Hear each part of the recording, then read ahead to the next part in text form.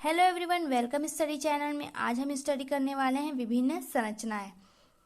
ये जो विभिन्न संरचनाएं हैं उससे बार बार क्वेश्चन पूछे जाते हैं 7 नंबर के, इसलिए आपको पूरा वीडियो देखना है और पूरी तरह से आपको एग्जाम में लिखना भी है।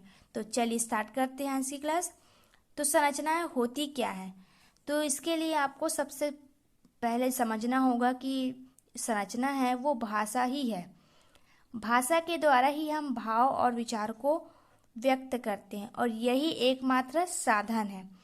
तो विभिन्न प्रकार के भावों को व्यक्त करने के लिए विभिन्न प्रकार के वाक्य संरचना पाए जाते हैं और होते हैं, इसी को कहते हैं संरचनाएं। ये जो संरचनाएं हैं वो विभिन्न प्रकार के होते हैं।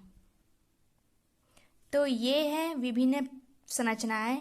पहला है विनम्रता सूचक संरचना, दूसरा है विधि सूचक संरचना, तीसरा है निषेध सूचक, चौथा कालबोधक, स्थान बोधक, दिशा बोधक, कार्यकरण संबंध सूचक और अनुक्रम। इस तरह से 8 तरह के विभिन्न सूचक संरचनाएं हैं। और पहला जो सूचक संरचना है वो विनम्रता सूचक है। तो आपको विनम्रता सूचक क्वेश्चन में पूछा जाए एग्जाम में तो आप इस तरह से लिखें। तो चलिए इसका प्रस्तावना देखते हैं। प्रस्तावना है कि आप सभी को पता है जिस संरचना में व्यक्ति जो है अपने भाषा में भाव को प्रकट करने के लिए विनम्र वाक्यों का प्रयोग करता है, उस वाक्य को ही हम कहेंगे विनम्रता सूचक संरचना। तो इसी को यहाँ पे लिखा गया है कि मनुष्य जो है एक शिष्ट और सामाजिक प्राणी है और अपने परिश्रम करना पड़ता है उसे, और इसी परिवेश में ढलकर वो विनम्रता सूचक और संस्कार अपने समाज में संस्कृति को संपन्न रूप से सूचित करता है और अपनों के प्रति जो सम्मान है उसको व्यक्त करता है। तो यही है प्रस्तावना। अर्थ है कि विनम्रता सूचक से तात्पर्य यही है कि जो व्यक्ति अपने भाषा में जो भाव मिठास के रूप में विनम्रता पूर्वक व्यक्त करता है, उसके भाव में जो शालीनता हमें दिखाई देगा उसे ही हम कहेंगे विनम्रता, और इसी को कहेंगे हम इसका अर्थ। इसका परिभाषा है कि जिस हमें कोई व्यक्ति जो है दूसरों के प्रति जितना आदर सम्मान रखता है और उनकी गलतियों को नज़रअंदाज करते हुए उसे क्षमा कर देते हैं का गुण उसमें पाया जाता है, उस व्यक्ति को ही हम कहेंगे विनम्रता सूचक संरचना।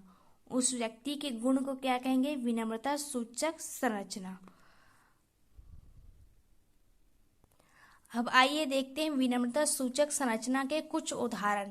तो जैसे कि बच्चों को अपने माता पिता के व्यवहार में क्या होना चाहिए के प्रति जो व्यवहार होता है बच्चों का वो क्या होना चाहिए। जैसे कि कोई बच्चा मार्केट जा रहा है या स्कूल जा रहा है तो वो कैसे बोलेगा या कैसे बोलेगी, तो पिताजी से वो बोल सकती है कि मैं चलती हूँ, आज्ञा दे। इस तरह के कुछ शब्दों का उपयोग विनम्रता सूचक उन्हें देना होता है। जैसे कि मेरी माता जी देवी के समान है, किस तरह से विनम्रता पूर्वक, शालीनता पूर्वक, सम्मान पूर्वक एक वाक्य उन्होंने अपने माँ के प्रति संबोधित किया। तीसरा है कि गुरुजनों के प्रति छात्रों का व्यवहार कैसे होना चाहिए। तो इस तरह से कुछ उदाहरण हमने लिखा है। अब देखते हैं कि ये जो विनम्रता पूर्वक संरचना है उसके कौन कौन से विशेषताएं होनी चाहिए। तो सबसे पहला हमारा विशेषता है कि विनम्रता सूचक वाक्य में शालीनता और भाषा में मिठास होना बहुत जरूरी है। सामान्यतः छोटों के द्वारा बड़ों के प्रति सम्मानजनक भाव इस विनम्रता सूचक वाक्य में प्रयोग किया जाता है।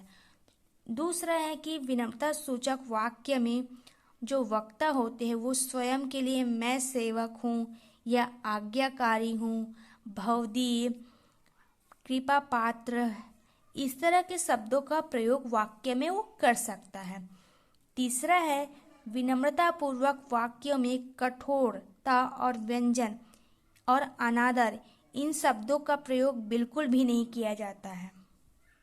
तो इस तरह से हमने कुछ विशेषताएं यहाँ पे लिखा है, और भी बहुत सारा है, आप जाए इस तरह से आपको समझ आ गया होगा कि विनम्रता पूर्वक संरचना में क्या क्या आपको लिखना है। इतना लिखने के बाद लास्ट में आपको लिखना होगा इसका निष्कर्ष। तो आपने क्या सीखा इस विनम्रता सूचक संरचना में, इसको आपको लिखना होता है। तो इस तरह से आपको निष्कर्ष में लिख सकते हैं कि अपने आप को आपको कभी बड़ा नहीं बताना है, दूसरों को बड़ा बताना है, किस तरह से शब्द आपको कहना है, दूसरों को सम्मानजनक जो भाषा है उसका प्रयोग करना है, ये आपको शामिल करना है। कि निष्कर्ष के रूप में हम कह सकते हैं कि विनम्रता सूचक संरचनाओं में हम अपनी वाणी में मिठास व अभिव्यक्ति की विशिष्ट परिचय देते हुए हम कितना सभ्य और सुसंस्कृत है इसको हम बताते हैं।